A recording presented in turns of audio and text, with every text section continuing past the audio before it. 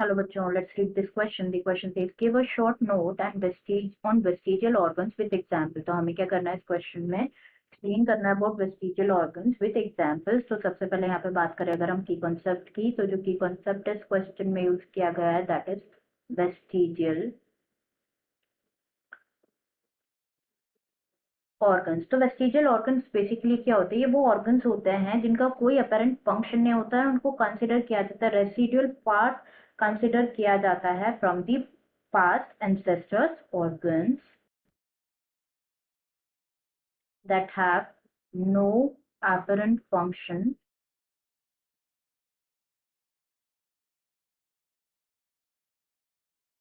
and are considered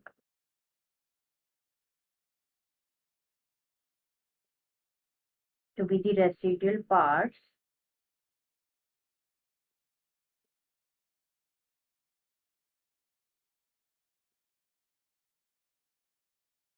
from the past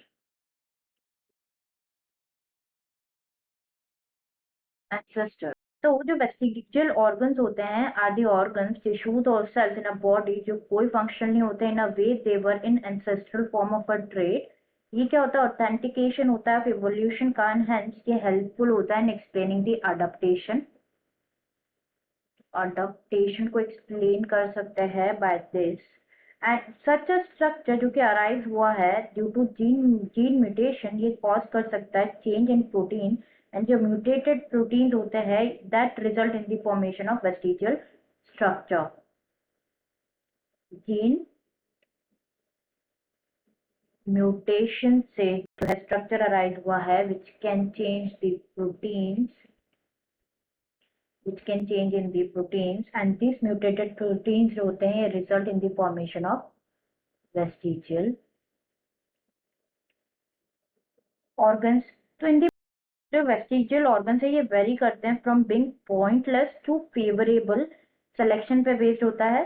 कुछ structure जो कि लेस और कुछ जिनका कोई यूटिलिटी नहीं होता, कोई यूज नहीं होता, वो तो डिजेनरेट हो जाते हैं over a time period to avoid consequences of genetic drift और सेलेक्टिव प्रोसेस। जिनका कोई यूज नहीं होता है this organ, the vestigial organ जिनका कोई यूज नहीं होता वो तो क्या हो जाता है? डी जनरेट हो जाते हैं। अब जो है हम एग्जाम्पल डिस्कस कर लेते हैं वेस्टिजियल ऑर्गन के। सबसे फर्स्ट एग्जाम्पल इज साइनसिस। तो ह्यूमन चिकबोन्स जो है वो होल्ड करती है मैक्सिलरी साइनसिस। जो फेस होता है वो कंसिस्ट करता है पॉकेट्स ऑफ एयर जिसे कहा जाता है साइनसिस। तो they are lined by a layer of mucosa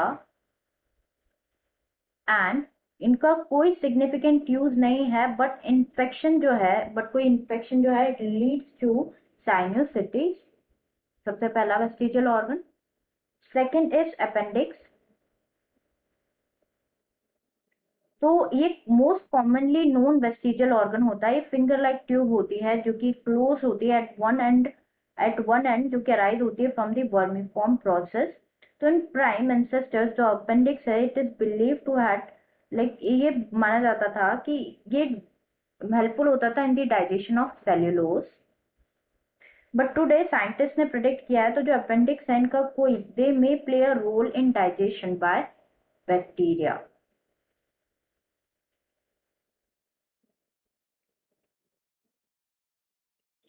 next is coccyx. तो ये फॉर्म करता है last part of the vertebral column. Vertebral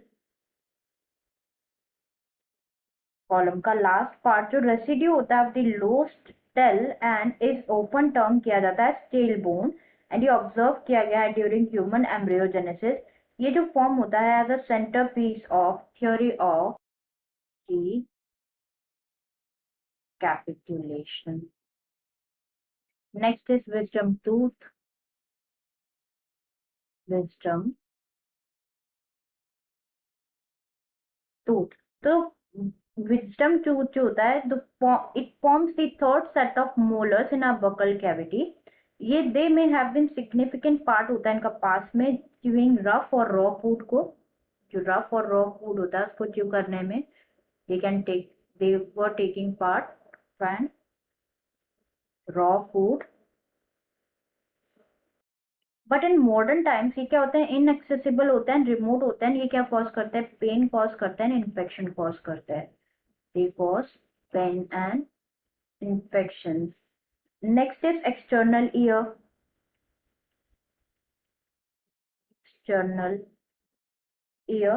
तो जो हेलिक्स होता है, जो outer rim of the ear होता है, उसको कंसिडर किया जाता है वेस्टिजियल स्ट्रक्चर। जो अंडर डेवलप्ड मसल्स होती है in the ear, they makes us incapable to bring about movement of ears.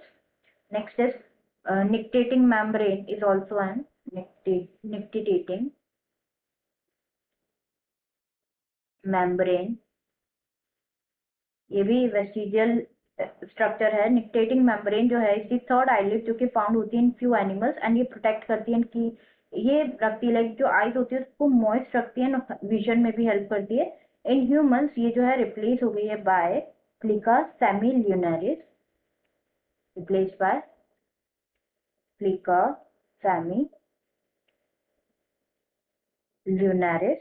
Next is tonsils. So these are few. This is all about vestigial organ and few examples of vestigial organ. I hope you understood it well. Best of luck.